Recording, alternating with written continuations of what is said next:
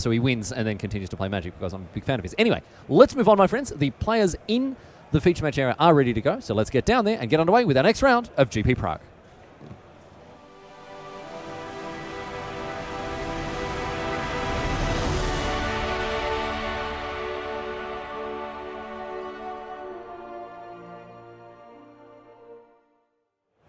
What's up, nerds? Welcome down to the feature match area here at GP Prague. Martin Juza, Emmanuel Gershenson going to get it done here for round number 14, just 2 rounds away from the cut to top 8. Hollow 1 versus Grixis Shadow. You're in the booth with me, Riley Knight, with him, Simon Gertzen. He's won a Pro Tour, my friends. Now he's here to guide you through this game.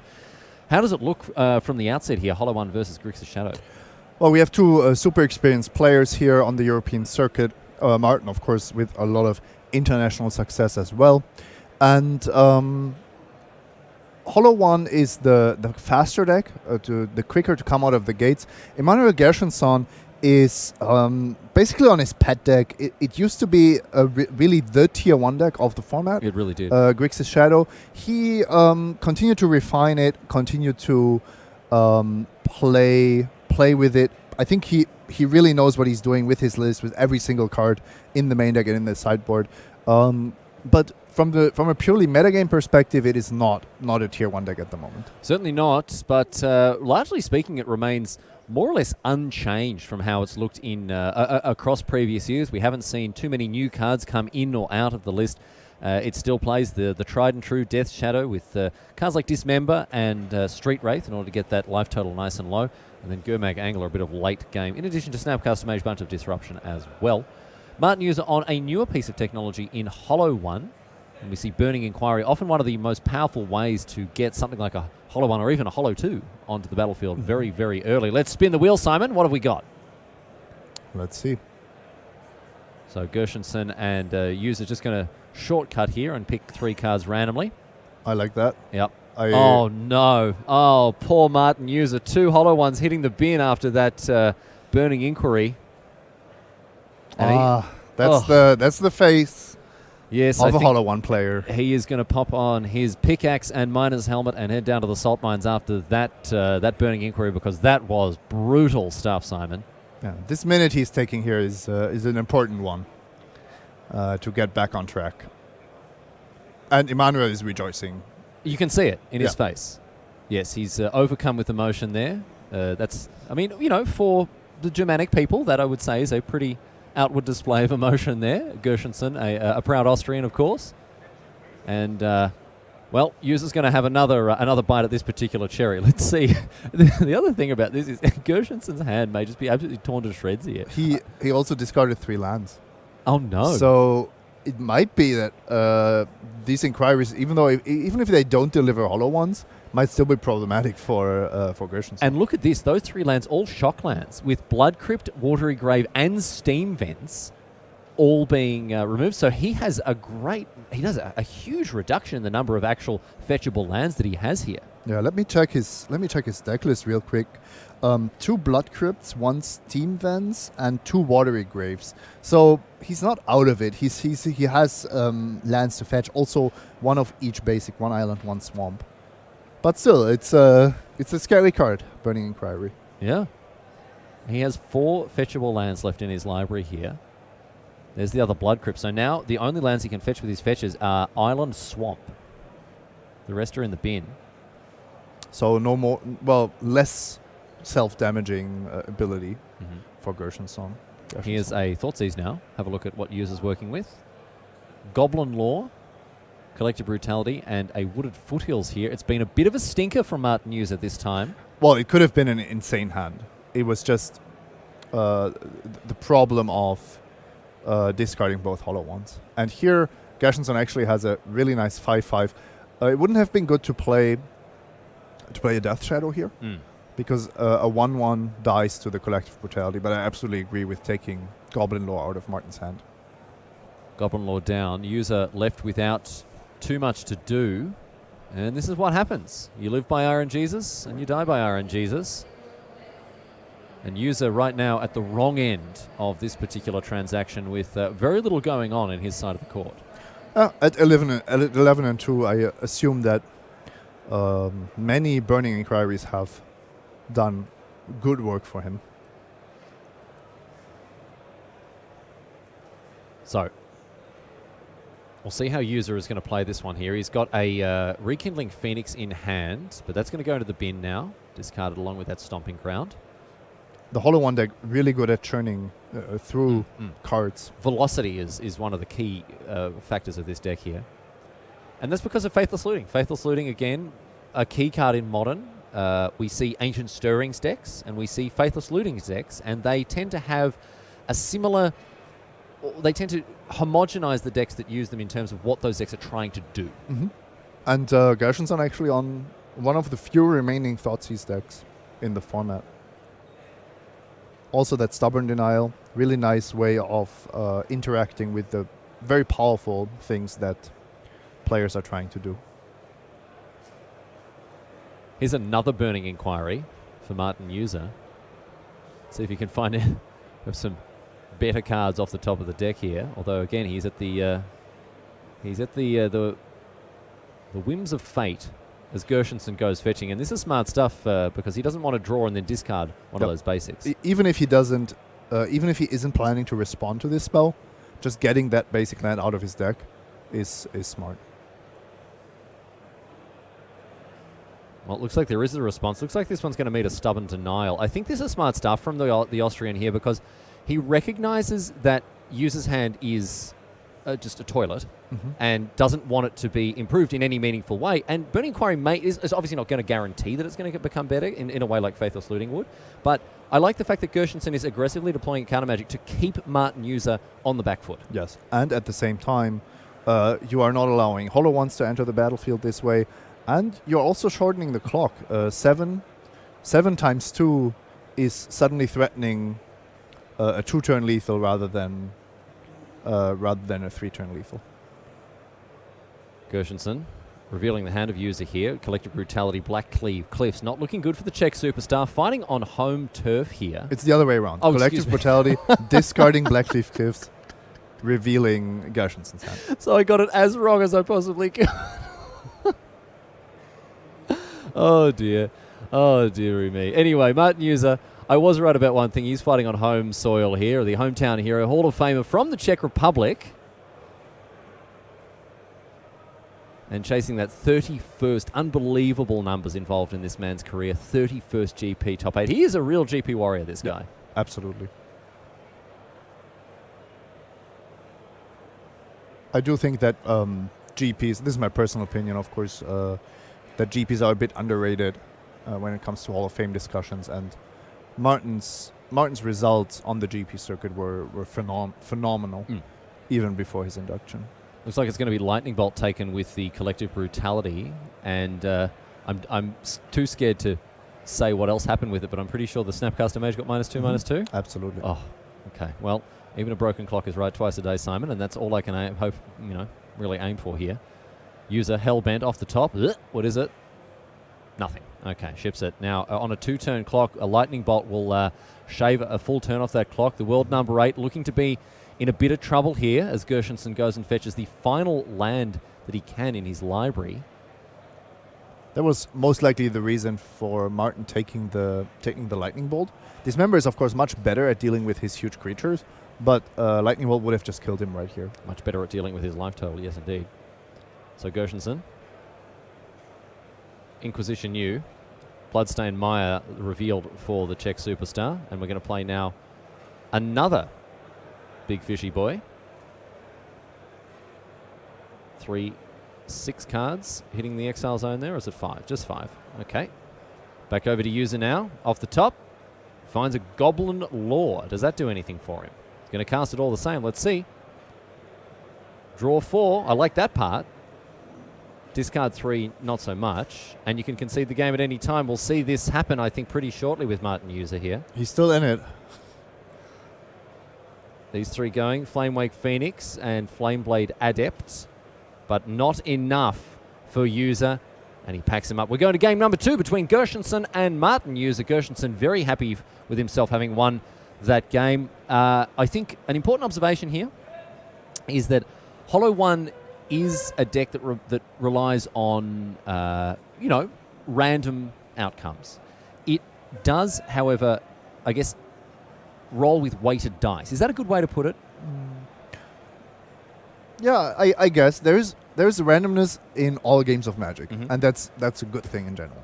So what you're doing is you are a little bit higher on the variance scale because you are so reliant on discarding cards to fuel your deck.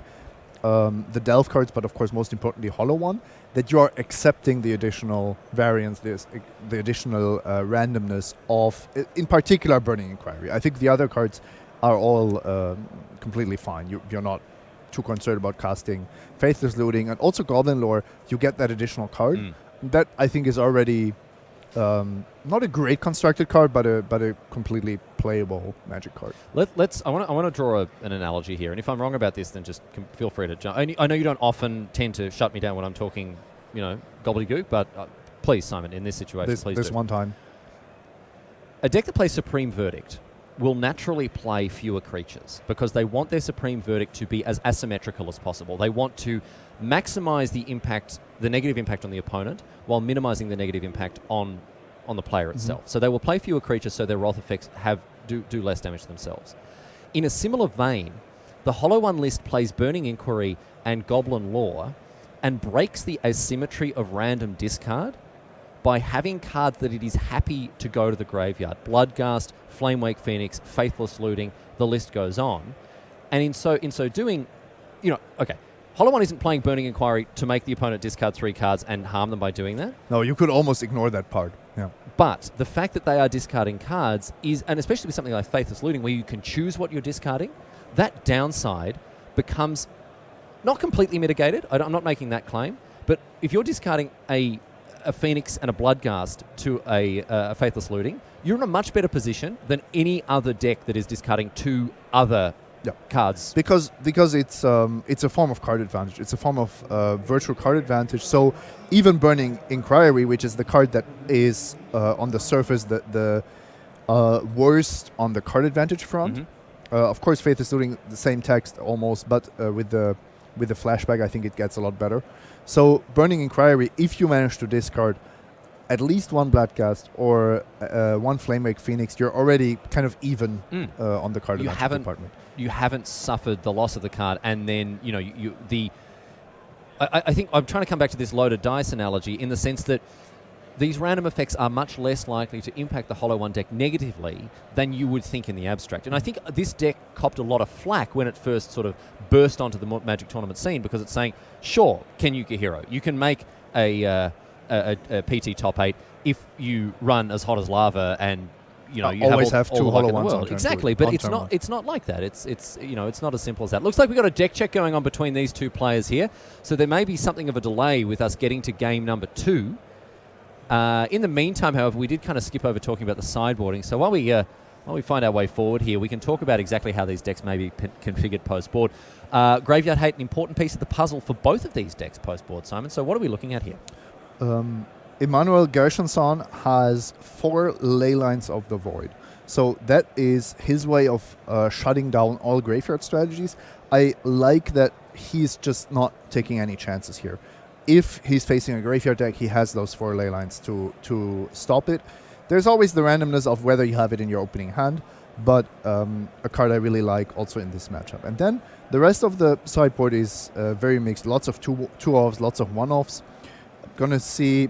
You can bring in some artifact removal. Abrade is a decent card, but for me, the Graveyard is probably the most important factor. We're seeing Abrade pick up more and more traction as a modern sideboard card, Simon, purely because both halves of the card are supremely relevant in a format that is overrun with both hard-hitting artifact decks, whether it's KCI, Affinity, Hardened Steel, whatever else, and also a format where a lightning bolt or whatever you want to call it, 3 damage to a creature is very relevant. Humans, a bunch of other ones. The versatility is certainly very important. And that's why they pay a premium for it as well. We are going to jump across to another table now, though, while this deck check plays out, and it is Andrei Strasky, another local little fella here.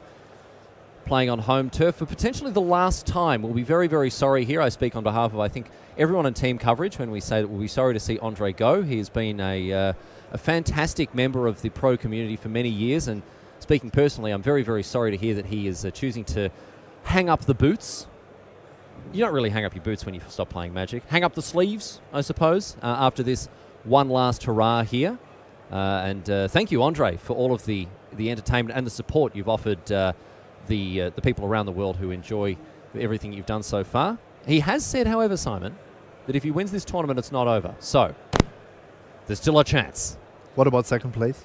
I don't know. Maybe we can verbal him into it. We can audible him into continuing if he comes in second. He's up against Mery, however. Both these players at 12-1, looking pretty good for a top 8 berth here. What does the 12-1 record mean at the when you're in round 14 and eyeing off a top 8? We have this round and another one left. So we are looking at the penultimate round. If you are 13-1, so if you win this match, you are in the top 8 for sure. You can ID, but you can also even concede the match, and you would still make it. Oh, really? On tiebreakers. Okay.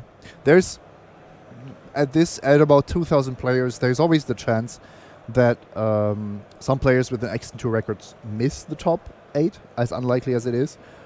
But if you start this strong, your resistance is going to be through the roof. Strasky on banned spirits. This is a deck that has picked up a lot of steam in recent weeks, and the reason for that is right in the center of your screen. Supreme Phantom.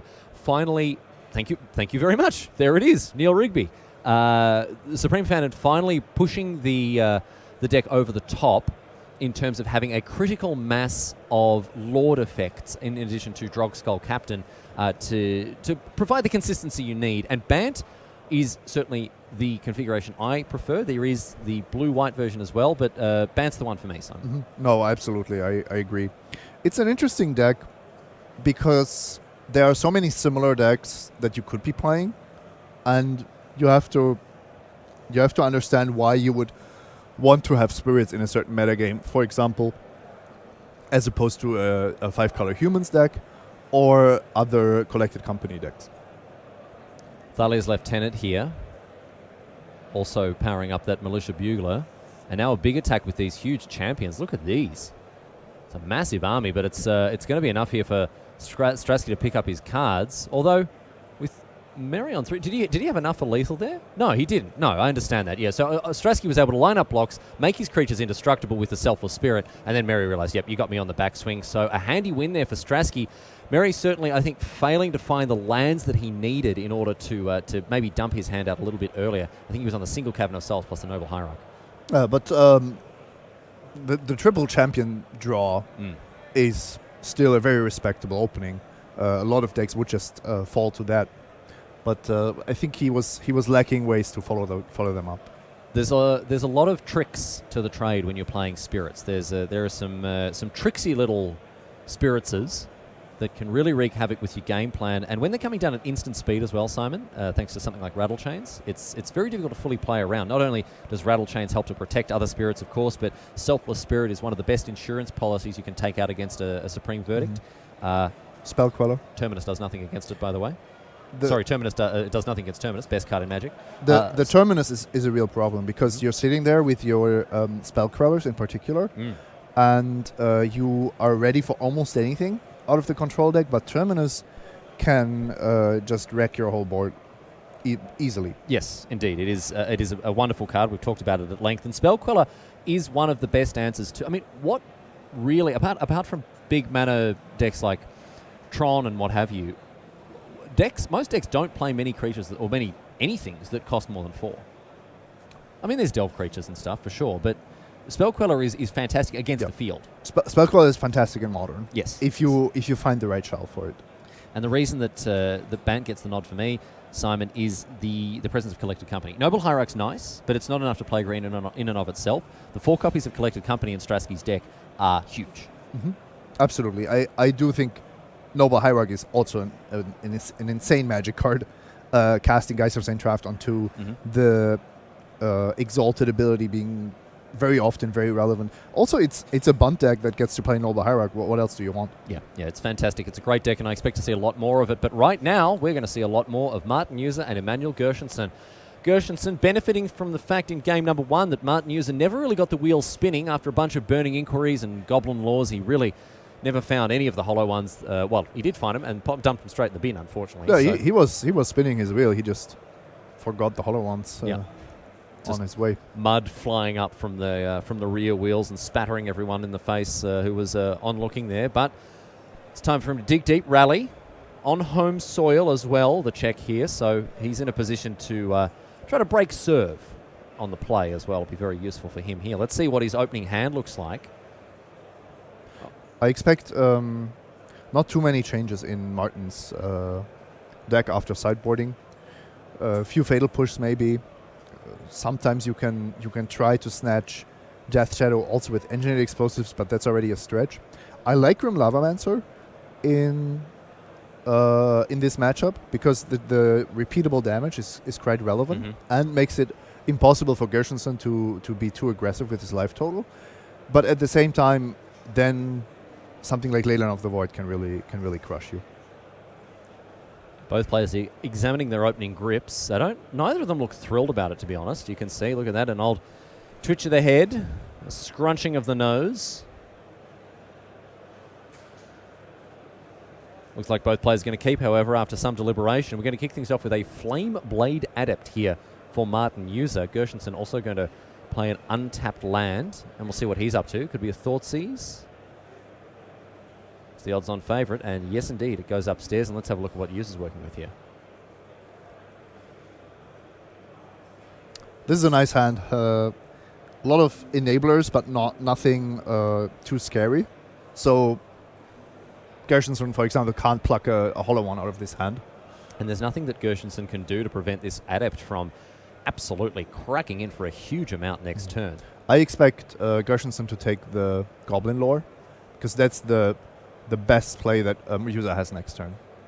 Back to Juza now. This Adept, I think, will be powered up by the not only the Street Wraith, but also that Burning Inquiry.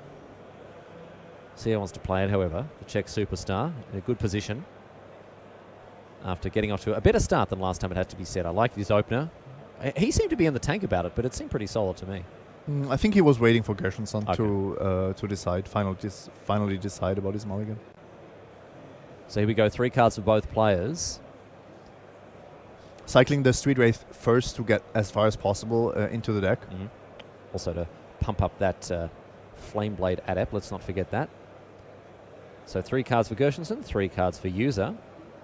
And no hollow ones this time. A Bloodghast hitting the bin as well. That's better stuff for Juza here. And I believe in Gershenson's graveyard a Death Shadow. That's definitely relevant. Thought Scour not so much, and maybe an Abrade. Looks like an Abrade to me. And once again, showcasing our elite skills, Simon. Being able to identify a magic card from a fractional percentage of its face.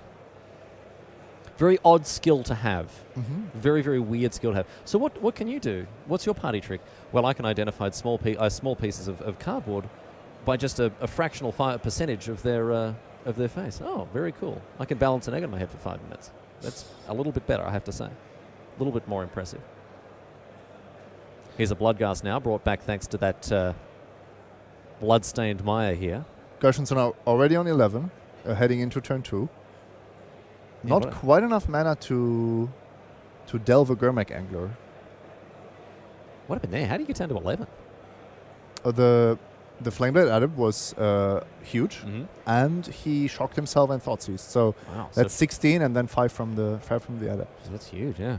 The Adept benefiting not only from the Burning Inquiry there, but also that Street Wraith cycling away. And Martin has a Lightning Bolt that Gershenson knows about. So Gershenson is on a virtual aid, taking 3 this turn. Ouch. User may be able to pump up that Adept as well with any other discard spell. I think he's found a hollow one in hand. And that looks like a Wooded Foothills to me as well.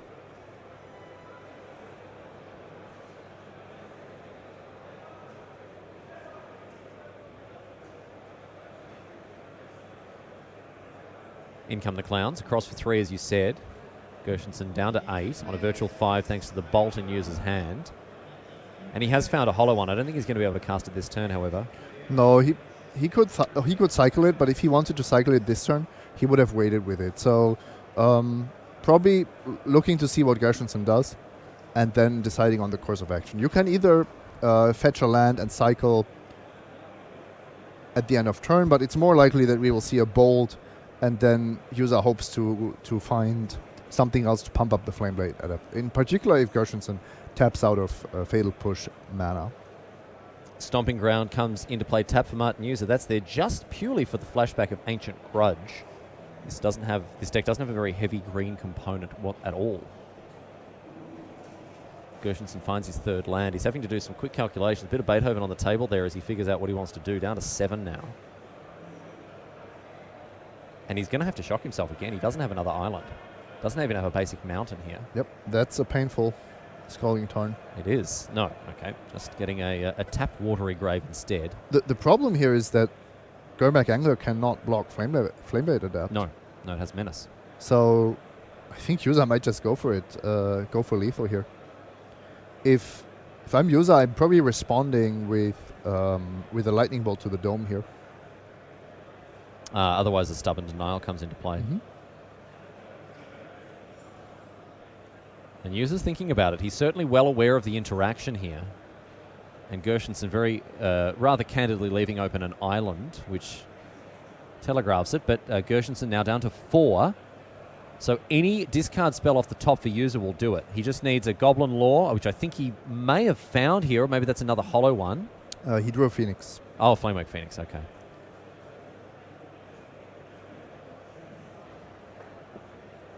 But a Phoenix is also... it's very close to good enough. 1 point short. 1 point short here because the Phoenix, of course, has haste. Rumbles across for 2. The Flame Blade Adept is a guaranteed 1 point of damage. That Bloodghast can't get through the mighty 5/5, however, as Juza fetches out a Swamp. It's not often that we see the Phoenix hard cast like this, but hey, needs must. Let's get it done, says Martin Juza. Puts you down to 1. And then all of a sudden, fetch lands can't be used. Gershenson well and truly on the back foot, and Juza on a very, very comfortable 17. Yep. So the Adept cracks in along with the Flamewake Phoenix. Gershenson takes 3 down to 1. He's got another draw step, but I mean, what is there that's going to save him here? Not a lot of life gain available to this deck, and because all the threats are so recursive, even something like Collective Brutality might not be able to do it here. Thoughts going now for Gershenson. Gets a second bite at the cherry with that draw step for the turn. Juza must be feeling pretty confident here. The Austrian failing to find what he needs to get himself back in this game. And as we saw, Juza had a good hand, mobilized it effectively. And now Gershenson facing down lethal. Back to Juza. 2 cards in hand here.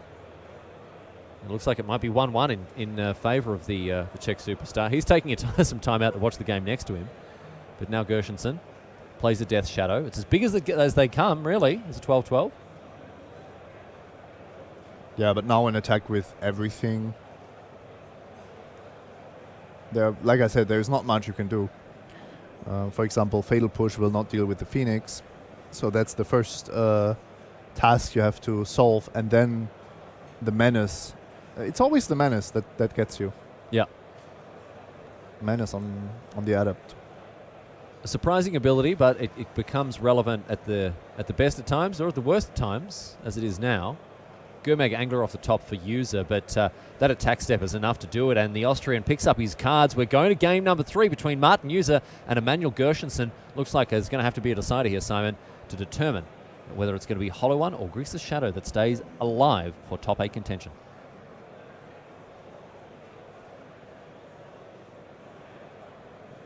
We talked about the sideboarding options of Emmanuel Gershenson earlier on. We can turn our attention now to the sideboard of Martin Juza, who is also playing 4 copies of Leyline of the Void.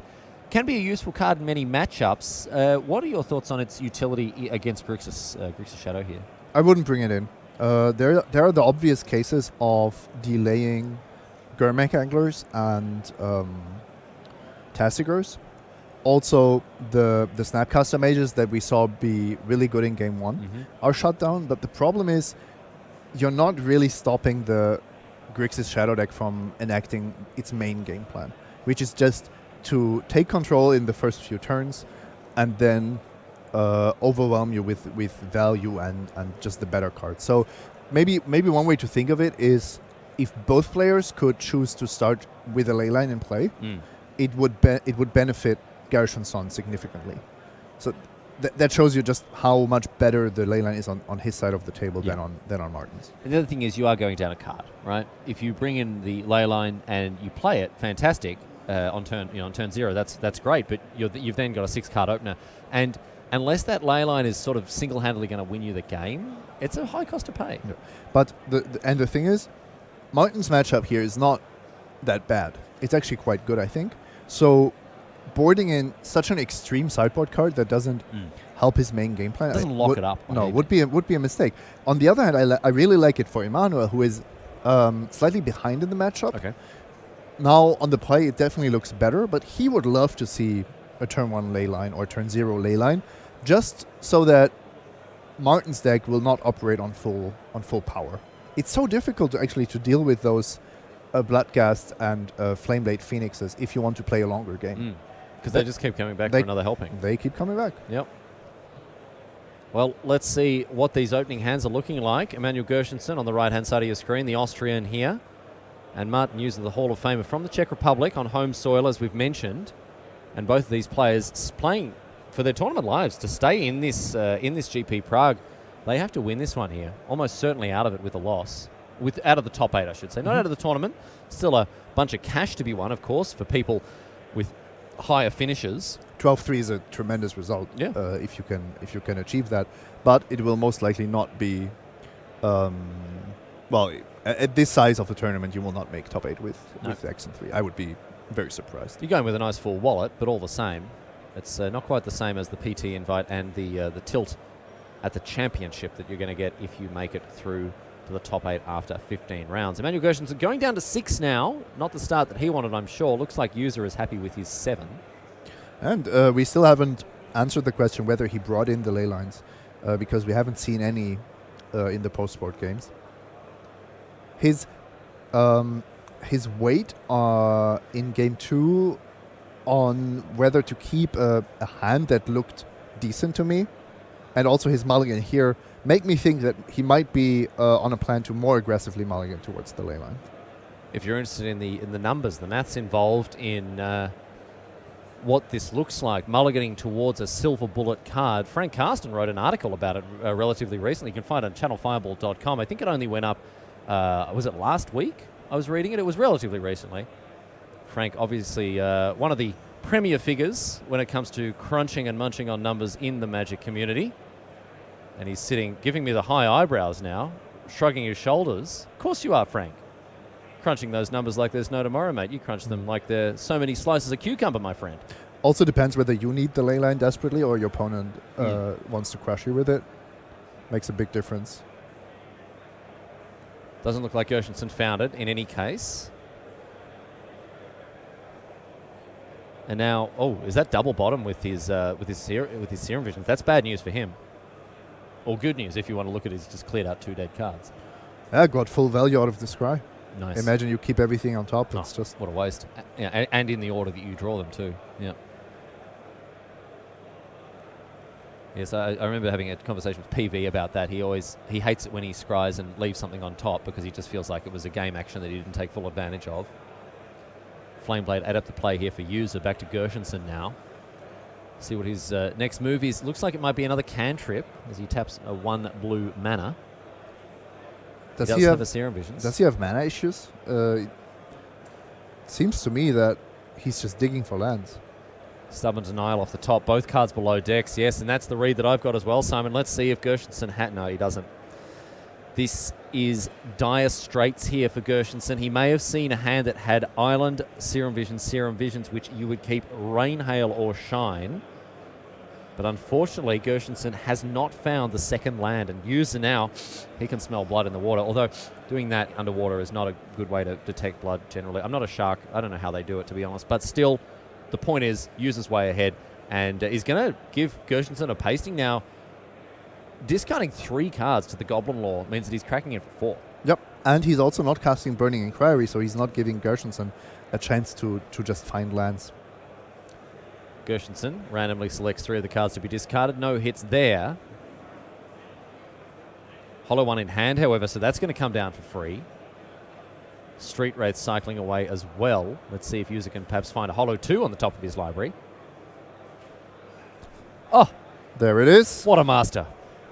What a master, ladies and gentlemen. And that's what separates Hall of Famers from the regular plebs like you and me. Across comes Flameblade Adept. Gets you for 5 on turn 2. Not a bad day in the office for the Adept here. And not a bad day in the office for the Hollow 2 as they come down for Juza. Simple as that. Easy peasy lemon squeezy. Back to Gershenson, who on turn 2, turn 3 even now, has not found another land. Rough stuff. Rough stuff. Mishra's Bauble. Let's get a sneak preview of what he's working with here. A little teaser trailer action. Going to draw a card at the beginning of Juza's upkeep now. Still can't find land. He cannot catch a break. This poor bloke. He's also very, very dead. Very true. Juza here. Enormous. Great big tracts of land for him as we see a Faithless Looting now. He's got a Wooded Foothills in hand, so he's not going to have any trouble continuing to develop his mana. Gershenson might be out of this one very swiftly here, Simon. Yep. The Swamp is maybe the best thing to happen to him because it doesn't reanimate a Phoenix. But still, 3, 11, 13 points of damage coming at Gershenson, who with a single island will not be able to stop any of the creatures. And that means he has just one more turn, which is not enough. He chooses not even to take that turn. Couldn't find the second land. A rueful smile on his face, but Martin Juza, one more obstacle down for his onslaught towards his 31st top 8 at a GP level. That is an incredible figure, and we may see it before our very eyes here today, Simon. Martin was unfortunate in Game 1, discarding the 2 hollow ones. In Game 2 and 3, it was Gershenson who didn't have the right answers. Yeah, and Martin showed us the fact that this Hollow 1 deck really is here to stay. Obviously, it is a little bit dependent on the whims of the fates every now and again, but hey, when it fires very hard and very difficult to overcome, as we saw. That's just about that for our live Magic, my friends, for round number 14. We'll be back after this, however, with Time Walk Magic, so we'll see you then. For now, however, we'll be back after this.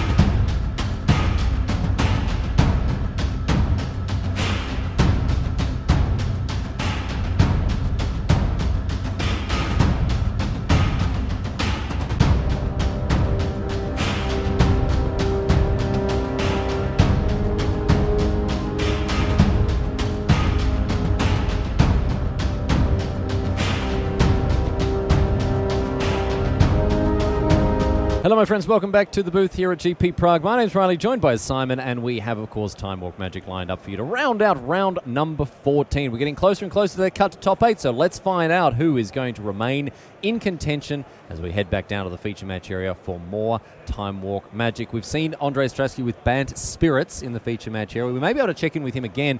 I really like this list, very high on it. What do you say to criticisms of the list that characterize it as a bad humans list? Well, you don't have quite the speed and the cards that spiral out of control like a Champion of the Parish. At the same time, your interaction is different. You're less focused on restricting what the opponent can do, and more having this one counter spell, this one spell queller, and then pushing for lethal. And it just plays very differently. And there are a lot of one thing I really enjoy about the Spirits game is that it can play an instant speed game, and I'm being told now that we actually can check in with Strasky for Time Walk Magic here for game number 2 of how things panned out between him and Toe Mery here. Looks like we saw Strasky actually take out game number 1. Mery assembled the triple champion start, Simon, but wasn't able to ultimately push through and seal the deal. And Strasky now, on the draw, is serving for the match. It's almost a little bit like limited Magic, where you have the deck that is mostly ground creatures playing against the deck that is mostly flyers. And in general, the flyers are about one turn slower than the ground creatures, but if you can, for example, set up some trump blocks, you can swing the race in your favor that way. Selfless Spirit, an absolute all-star in...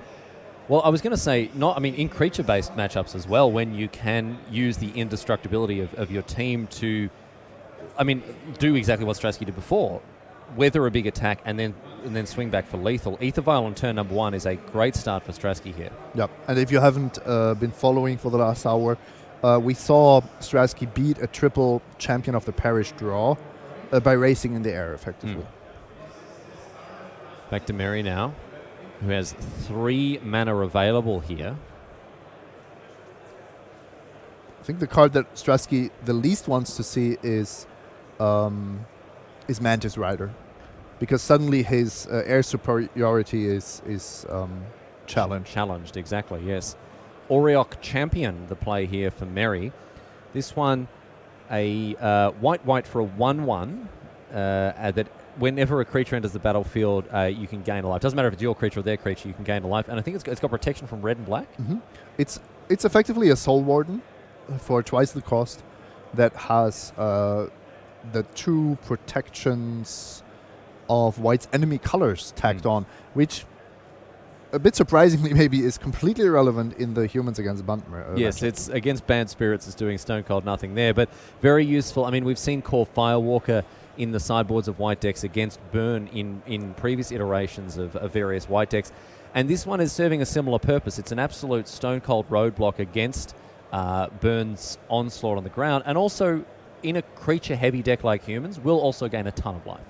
Yeah, and here the intention of that champion is to just win the race with it. And we're going to see a Phantasmal Image copy the Auriok Champion to make a second one here. So that's going to gain a life from the original. And that's a big game for Mery, because not only is he playing a very heavy creature deck, he knows he's up against another deck that is over half. It's a Collected Company deck, so it is going to be half creatures or, thereabouts. Usually even a bit more. At the same time, I'm not a huge fan of having this army of 1/1s here, because if there is a single blocker on Strasky's side, suddenly you can't attack anymore. You can only attack with a single creature. Mery, with the double Auriok Champion draw, maybe looking to prolong the game for as long as he can, and maybe win with a huge attack at the end. But the problem there is Strasky's creatures are all very evasive. They're going to be able to push through damage consistently and continually, and in the face of anemic creatures like these 1/1s, they're going to be able to hold down the fort very simply. Just a Geist of Saint Traff hold these guys off. It looked to me like Mery didn't announce his champion triggers to that Rattle Chains entering the battlefield. I agree. Or maybe... Well, the life totals haven't changed, so... Horizon Canopy now for Strasky. No, he gained. Yeah, exactly. He gained only that 1 point from casting Phantasmal Image. Slight misstep there for Mery, as he could be on 23 now, but as it is, Rattle Chains comes down with no consequence for Strasky. He's only playing 1 Rattle Chains, which surprises me. I think Rattle Chains is a really important piece of the puzzle for playing that classic instant speed Spirits game. And also, it's just really, really good against spot removal. Mm-hmm. Reclamation Sage to threaten to take out Ether Vial. I would like to see that get countered. We are going to see that in fact happen here with a Horizon Canopy helping to power out a Spell Queller. So the Reclamation Sage is put on the bench for the time being. Put inside that Lantern as the Spooky Spirit continues to pressure Mery's life total. Although the no attacks with the Rattle Chains there. What's going on with that one, Simon? I'm not entirely sure. I thought that Strasky had enough of a defense, but okay, I think I get it. The thing is that Mery is pulling ahead in the life total race, so you don't want to be racing. And with 1 Noble Hierarch on Mery's side, he could be attacking with a 2/2 champion, and you don't really want to just cast the Spell Queller for no value, so just to block. It's important to note once again, it looks like Mery missed the triggers for the Spell Queller. Yeah, it's either that Mery is not focused enough this late in the tournament, or that he thinks that the Auriok champion only triggers on his creatures entering the battlefield. So now we have now he realizes. So it looks like it was option A there, Simon. Looks like Mery just happened to brain fart his way through it, but he did get it third time lucky, and as a result, Mantis Rider comes down to prevent the. Sorry, Spell Queller comes down to prevent the Mantis Rider. In comes Phantasmal Image now. It is, of course, a copy of an Auriok champion. A highly suspicious attack here. Highly suspicious, yes. This means that Mery has something in his Ether Vial to pump the Phantasmal Image, and you can take a guess what that could be. A Thalia's Lieutenant. Yes. And as a result of the Exalted trigger from the Hierarch, it's attacking as a 2/2. Yes. So now Strasky is actually holding a Path to Exile. So he has to know what's coming. He's not losing this fight. Yeah, he's not losing this fight, because what Strasky's going to do now is fetch and Path before the Phantasmal Image is even before the Aether Vial activation is even resolved. Well, he should wait for something to enter the battlefield. Do you think so? What if it's Meddling Mage? Then he still loses to. Well, then the Phantasmal Image is dead. It's dead. Yeah, okay, sure. Well, never mind. As it is, the Phantasmal Image will be sacrificed and go to the graveyard here. Mm-hmm. We sometimes see creatures going to the graveyard after Path to Exile. This time it's actually the correct sequence. Yes, of course. As the Phantasmal Image is sacrificed, as soon as it becomes the target of anything. Here comes Thalia's Lieutenant. A couple of +1/+1 counters on the team here. Auriok Champion and Noble Hierarch. I'm going to say it again. I dislike the use of Phantasmal Image in this game. Mm-hmm. By just copying Auriok Champion, I don't think Mery got what he needs in this matchup. I think the other reason that Strasky fired off that Path to Exile is that he didn't want to give Mery a free point of life. Okay, that's a good point. Another Spell Queller off the top of Strasky. That's going to be huge. Another great pickup from him. And, of course, all of these creatures can come down at instant speed, including, critically, that Selfless Spirit. And the Phantasmal Image as well. So Strasky actually has a lot of Spell Quellers at his disposal. He's got still 2 Spell Quellers in hand, effectively. And it's basically taking the control route here, which is correct because it's great. Your opponent invested 2 cards into Auriok Champions, so you know that the race is going to be tougher, but you're ahead those 2 cards effectively. The other sweet play that we may see from Strasky, the fact that Mery has a Reflector Mage in hand. Strasky can flash in his Phantasmal Image as a Rattle Chains and protect one of his other creatures. A lot of options here for Strasky. He's looking to be in a great spot in game number 2 here. He's already picked up game number 1, round 14 of GP Prague. The format modern. My name's Riley Knight, joined by my good friend and colleague, the Pro Tour champion Szymon Gershenson. Great to have his company. Great to have your company. It's just a great day. Just a great day for Magic, ladies and gentlemen. We're so glad that you're choosing to share your weekend with us here in the Czech Republic. It's been great to bring you coverage of the event so far, and we're looking forward to continuing that all the way through to Sunday evening and our top 8. Ether vial activation for Andre Strasky. We're going to see... what's it going to be here? Selfless Spirit? Yep, that was Strasky's plan. Mery just stopped him there shortly. Wanted to see if he had any responses, maybe. Moorland Haunt on the battlefield, by the way. Mm-hmm. Card I really like. There was a really nice deck in standard for a while. Yeah, I love that. I love that card. It was so sweet.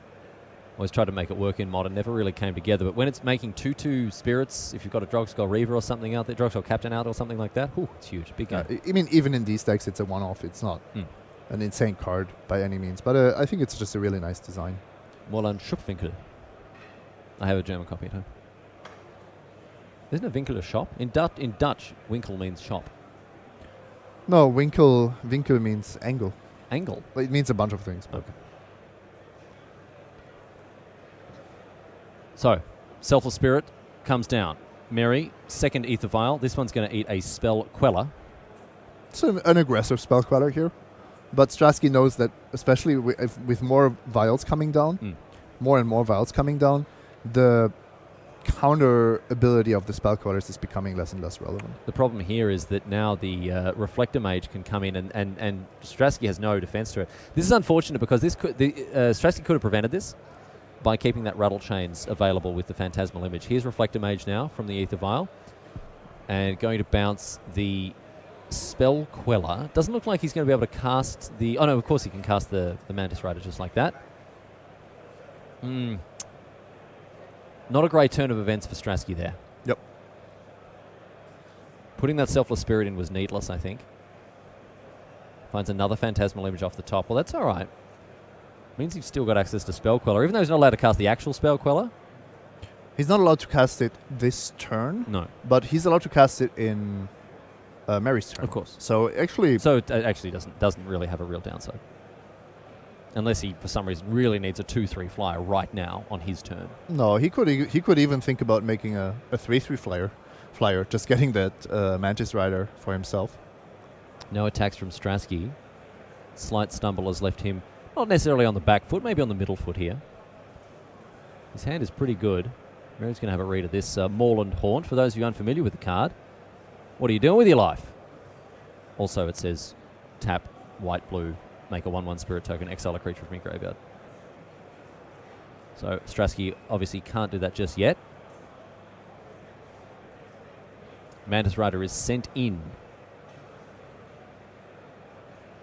And a double block now. Looks like, are we going to trade the Mantis Rider with the Selfless Spirit here, Simon? Oh, looks. If you block with everything, that's most likely going to happen. Yes. Mery orders blockers, or they're all made indestructible by the Spirit. The Selfless Spirit, that is. The other one's very, very selfish indeed. The key, I think, to this game is the use of Phantasmal Images. And you can see Andre being very conservative with them. He's playing for the long game. He doesn't want to copy anything if he doesn't have to. He wants to be the one reacting to what the humans deck is doing, and he knows that he's the company deck. So long term, he should have more resources. Oh, I'm getting flashbacks to 2012. Also punishing Mery for exposing his Mantis Rider in that exchange. Yes. Because suddenly all these flyers are potential attackers. But look at this, beautiful stuff. The Moorland Haunt being activated to power out a 1/1 spirit token. I think Strasky has played this quite a bit better than Mery, but there are not too many exact points I can highlight because it's very subtle things like attacking with a creature when you don't have to. These kind of nuances. So you said there are a few points that you can't really highlight. There are a lot of points that I can highlight.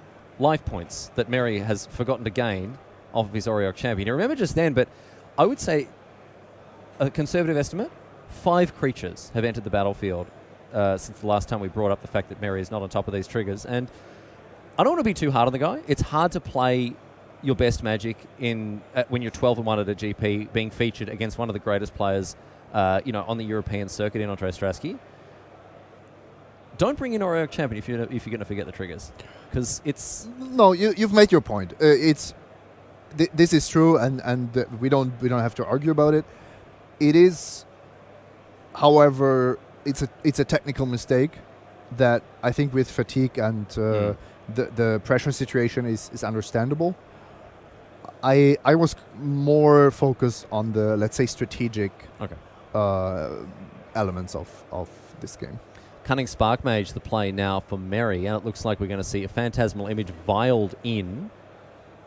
Spell Queller, copying a Reflector Mage, which is going to return the Thalia's Lieutenant. But I don't think that that Phantasmal Image will be around for very much longer. Cunning Spark Mage, a great answer to it. Oh, I don't think that Cunning Spark Mage will be around for much longer. Oh, yeah? I would copy it with my Phantasmal Image. And immediately just shoot it down? Yeah. All right, I sure. was even thinking about going for 2 Spark Mages with both of your with both of your Phantasmal Images. Call off that high rack, that champion. Not to mention the Lieutenant when it comes back down. Because single Spark Mage still get there. I don't love giving the Lieutenant back to Mery. Giving it back to his hand. Look at this, though. This is brutal stuff from Strasky here. A second copy of Collected Company. So running it back here, and this is a great hit. Drogskull Captain is going to power up the team. And all of a sudden, Strasky looking to make some very, very big attacks in the air here. He can even start to swing with those Spell Quellers. Yes, indeed. Send him in. Send him in, Andre. Suddenly, Phantasmal Image on Drogskull Captain looks very menacing indeed. Yes, of course, giving the rest of the team hexproof and removing the liability of Phantasmal Image in the face of a Cunning Spark Mage. Looks like we're going to see that exact thing happen here, Simon, as Strasky quickly takes a step back to reconsider his attacks. And this one, all out with the spirits here. Yep. Everything getting nice and busy. Everything has +2/+2 and hexproof, of course. So the top Phantasmal Image is a Drogskull Captain, which is just insane if you have 2 of them on the battlefield. And the bottom one is a Reflector Mage. That's probably the least of Mery's worries. So 2, 4, 6, 7, +8, 15 damage. Mery down to 10 here. Cunning Spark Mage now no longer a very good card against a board of hexproof. Can kill off that Noble Hierarch, but it's not going to be enough here as Mery packs it up. Andre Strasky improves with now a top 8 more or less locked up and in the bag. Yep. Andre Strasky will make the top 8. I'm going to just say Just call it. Yeah. Just calling it. There you go. Shooting from the hip. He's got it. At 13-1, that's not much of a gamble I'm taking. Okay. Well, we'll see if his promise to the Magic community to retire is something he ends up having to renege on, because I believe it was with the qualifier. I'm out, my friends, unless I win the GP, and he's taken another step towards that. It's really difficult to stop playing when you're having success. Because it's okay, I'll stop you there. It's very difficult to stop playing. It is. But if you're not having success, it's definitely easier than if you win a GP, you're not quitting competitive Magic. That's just It's just madness. It's silliness. Exactly. Speaking of silliness, my friends, let's head down to the feature match area once again for some more Time Walk there. Luis Salvato and Anna Huschenbeth. Now, obviously, these players at 10 and 3, not really in top 8 contention, but Luis Salvato, he's scrambling for some extra pro points here in the Player of the Year race. He is still live to make Player of the Year with a top finish here at GP Prague. He could overtake all of the people above him, but it's going to require a bit of magic to get him over the line. White-Blue Control, his pick for this tournament. And we've seen the White-Blue versus Jeskai mirror match, or pseudo-mirror at least, previously. We usually give the edge to straight White-Blue. Has that changed, that estimation changed for you here, Simon? No, from the deck list, definitely. Jeskai Control being favored. However, you see Luis Salvato not playing a third land. And I think that is almost the death knell in the control mirror. Huschenbeth not having any issues with his mana, but Salvato is having to discard, and that's not going to be a good sign for him. Huschenbeth, a youngster from Berlin, mate of mine, and a decent bloke too. He's played at the Pro Tour several times already, and many Germans are talking about this guy as a real contender in the future of German Magic. Me included, yes. Luis Salvato, of course, fighting for pro points to have a shot at Player of the Year, at the Player of the Year title. Maybe a good moment to give a shout out to Piotr Gogowski, Canister. Oh, yeah. He secured platinum Locked with his already before the tournament is even finished. I think his 10-3 record made it certain that he would reach platinum. Very, very respectable achievement. Looks like the players are unsure exactly about how Huschenbeth's deck is going to be shuffled here. There may be a judge involved in this situation here because it's a bit of a messy pile at the moment. Big old pile of scrambled eggs. Maybe some of the cards are facing the wrong way or something. I'm not exactly sure how this is working out, but in any case, Huschenbeth has put an Opt on the stack, so he's going to get to look at the top card of his library, decides if he wants it. Love to see Opt getting up and about in Modern. I think it's the best fit for these Snapcaster decks that are looking to play an instant speed game, especially one full of cards like Lightning Bolt, Lightning Helix, Electrolyze, Path to Exile, what have you. And I do like the pirate art of Opt as well. What do we have? We have pirate art, we have Teferi art. And there's also the one the from, original? Yeah, from years and years ago. Where was it from? Invasion? Sure. I'm not 100% sure. I think I was still at school when it was printed. So, you know, I wasn't quite on top of that. But I can certainly find it out for you, Simon. Looks like things have been resolved here on the table.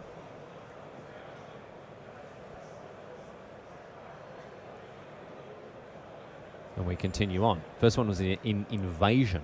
Mm-hmm. Printed in 2000. Wow. And that's, I believe, Hannah in the Weatherlight. So part of the Weatherlight storyline being shown on the original Opt. Man, I was in grade 5. I was in primary school, dude. That's crazy. What were you doing in 2000? 2000, I was in the United States of America for 1 year. Oh, yeah? Nice. Played Magic in the high school club.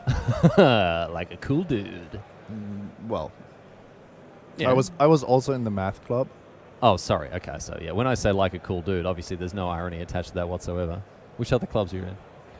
I tried wrestling, but that wasn't really my thing. Wasn't really. No, you moved instead to what, the chess club? I focused on the math tournaments.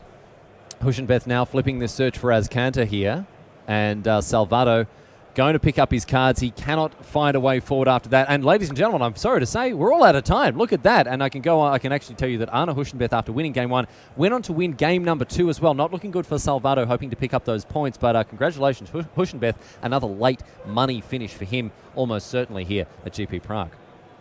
That's just about that for this round, my friends. We're going to take a quick break, and Tim and Frank will be joining you for the final round of Swiss, and then we'll make our way towards the top 8. You're not going to want to miss it, so stick around. We'll be back after this.